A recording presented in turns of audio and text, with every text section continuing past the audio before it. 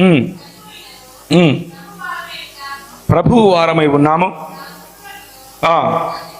సజీవులకును ప్రభువై ఉండుటకు ఇందు నిమిత్తమే కదా క్రీస్తు చనిపోయి మరలా బ్రతికెను. ఇప్పుడు మీరు అండర్లైన్ చేసుకోవాల్సింది ప్రభువై ఉండుటకు అన్న పదం. ఈ మొత్తంలో కాన్సెప్ట్ ఏంటంటే యేసుక్రీస్తు ప్రభువై ఉన్నాడు. దేవుని లేకపోతే 66 పుస్తకాలు ఉన్నటువంటి బైబిల్ గ్రంథం చెప్పేటటువంటి సువార్త ఏమిటి అని అంటే యేసుక్రీస్తు ప్రభువై ఉన్నాడు అన్నటువంటి విషయం. అదే సువార్త. ఆయన ప్రభుత్వం క్రిందికి మనం రావాలి. ఆయన ఒకరోజు లెక్క అడుగుతాడు. ఆయన ఒకరోజు మనల్ని ప్రశ్నిస్తాడు. ఏమని ప్రశ్నిస్తాడు అని అంటే, నా ప్రభుత్వంలో నువ్వు ఉన్నావు కదా, అంటే కేసీఆర్ ప్రభుత్వం కాదు, కొంచెం డిఫరెంట్ ఉంటుంది, దాని గురించి మాట్లాడదాం ఇప్పుడు. కానీ ప్రభువు ఆయన, ఆ ప్రభుత్వం గురించి కొంచెం మాట్లాడుకుంటాం. ఆ ప్రభుత్వంలో మనం ఏం చేయాలా? ఇప్పుడు 10 చదవండి. అయితే నీవు నీ సహోదరునికి తీర్పు తీర్చనేలా, నీ సహోదరుని నిరాకరింపనేలా మనమందరము దేవుని న్యాయపీఠము ఎదుట నిలుతుము.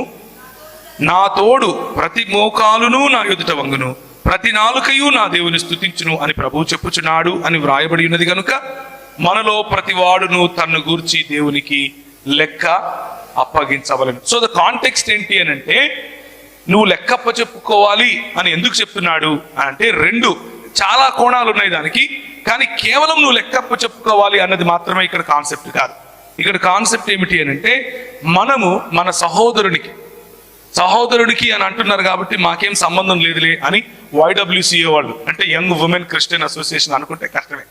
మీరు కూడా మీ సహోదరికి, మీ సహేలి, లేకపోతే మీ ఫ్రెండ్కి, మీ తోటి, మీ పొరుగు వారికి కదా, వారిని తీర్పు తీర్చటానికి, వారు మీకంటే నిమ్నులు, మీకంటే తక్కువ వాళ్ళు అని చెప్పటానికి వీలు లేదు. కాబట్టి ఈరోజు ఫ్రెండ్షిప్ గురించి కొంచెం మాట్లాడుకున్నాం. రైట్? ఫ్రెండ్షిప్ 3 రకాలుగా ఉంటుంది. ఒక పైనుంచి కనుక దాన్ని అర్థం చేసుకుంటే 3 రకాలుగా ఉంటుంది. మొదటిది కేవలం కలిసి తిరగటం, కలిసి స్కూల్కి వెళ్ళటం, కలిసి ఇంటికి రావటం, అలాంటి ఫ్రెండ్షిప్. అంటే అందులో టచ్ మీ నాట్, అంతా బాగుంటుంది, ఫ్రెండే, కాకపోతే అన్నీ చెప్పుకోం, అన్నీ వాళ్ళు మనకు చెప్పరు. మన ఇంటికి వాళ్ళు వస్తే కూడా బయట నిలబడుకొని ఏం వే వస్తావా స్కూల్కి వెళ్దాం అంటారు. మీరు వస్తున్నావే అని బయటికి వెళ్తారు, అంతకు మించి ఇంకేముండదు.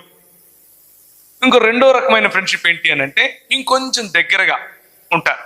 ఇది ఏంటి అని అంటే, ఇంకా బాయ్స్ గురించి మాట్లాడుకుంటే, ఎరా మామా సమయం టైం అయింది సినిమా పోదామా అంటే వీళ్ళు వస్తున్నారా మామా అని బయలుదేరుతారు.